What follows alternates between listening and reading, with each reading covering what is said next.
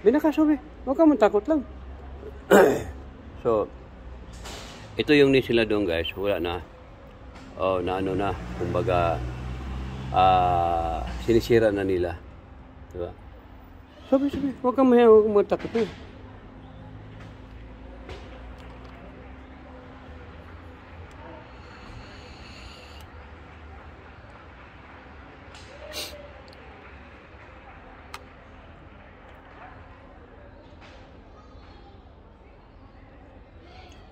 Makakahiya kayo ha. Binaka, amor, binaka. Ben, hindi mo ako galit eh. Kain lang ikaw dito, sina. Dalang. Ayan siya. Ayan siya, diba? O, binaka. Shh, binaka. Ben. O.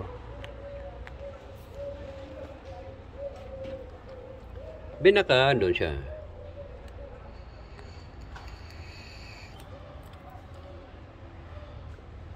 So, ano na kayang nangyayari kaya Attorney? Oh, tingnan mo, nilipat na siya. Nandoon na siya sa St. Luke's ha.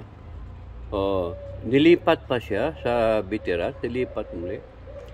Palipat-lipat. Instead, dapat papahingain ninyo ang tao. Bakit kailangan pa yung palipat-lipat? Anong kinatakutan ninyo? Ha? Isipin mo nyo, sabi ni BP Sara pa, yung mga security niya, araw-araw binabawasan. Pagkatapos, sabihin ninyong kailangan ng security kung nandyan si BP Sara sa Congress, mag-stay. Bakit? Takot kayo? Utang ina ninyo?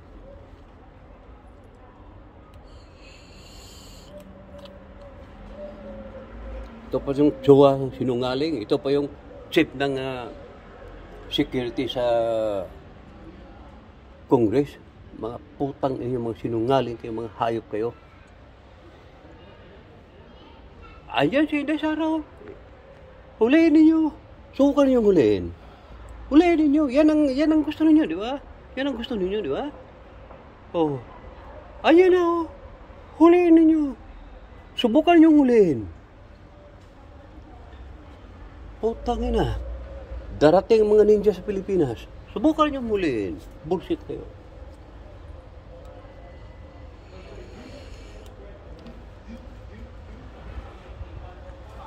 Putang ina, walang hiya itong hayop itong presidente nito. Walang pakialam sa mundo. Anong klaseng presidente kayo? Anong klaseng Congress kayo? Sinong hindi makapagmura sa inyo?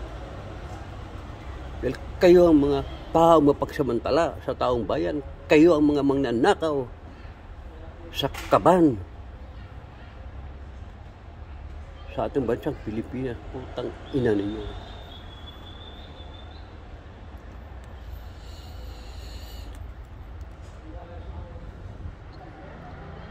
Kaya kayo guys, kumilos kayo. Huwag kayo sa Itza. Huwag kayo sa Itza. Huwag kayo pumunta sa Itza. Doon kayo diretso sa Malacanang. Sugurin yung Malacanang. Sampalin ninyong presidente yan. Tingnan ninyo, hindi ba mandala yan? Kasi ang mga sundalo naghintay lang sa mga taong bayan. Pag kayo huwag sa Itza, hindi na kailangan Itza. Hindi kailangan ng gira. Kailangan itusukin ninyo, kailangan sampalin ninyo ang presidente para madala. Yan ang dapat niyong gawin dyan. Tanginang presidente. Anyang tambaluso pala, may kaso palang hayop na yan. Walang hiya.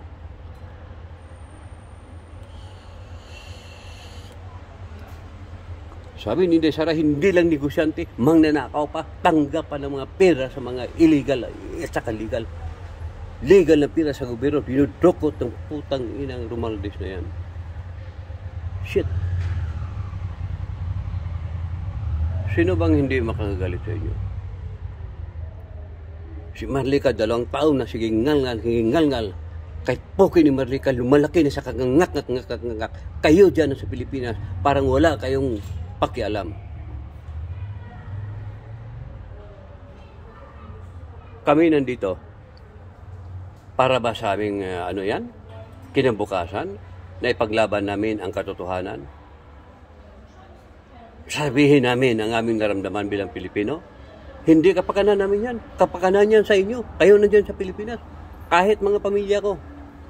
Pag hindi kayo magkaisa, kay Inday Sara, magkalimutan tayo.